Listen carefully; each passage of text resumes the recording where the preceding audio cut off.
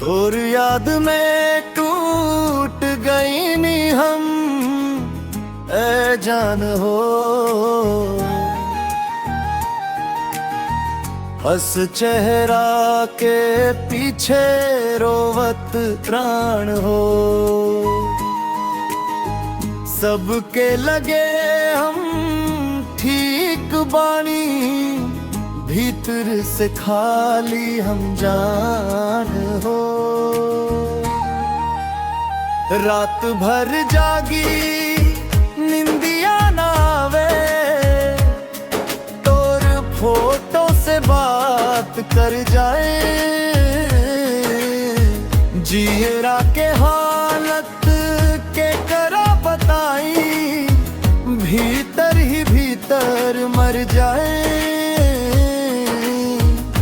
कसम खैनी साथ निभाएगे, तू बीच राह में छोड़ गईलू। हम तभियो तोहरे ही बानी, तू दोसरा के हो गईलू।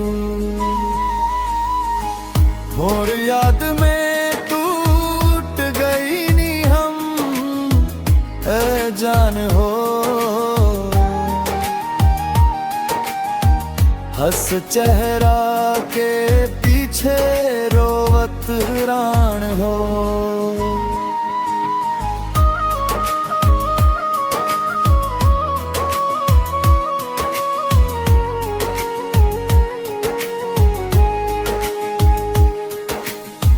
गली गली तोहार निशान मिलेला, हर मोड़ पे तू ही दिख जाला।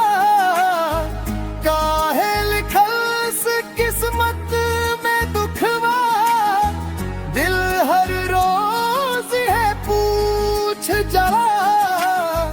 फोन उठा के नाम तोहार देखी, आजो दिल धड़क जाला। लेकिन सच्चाई याद आव,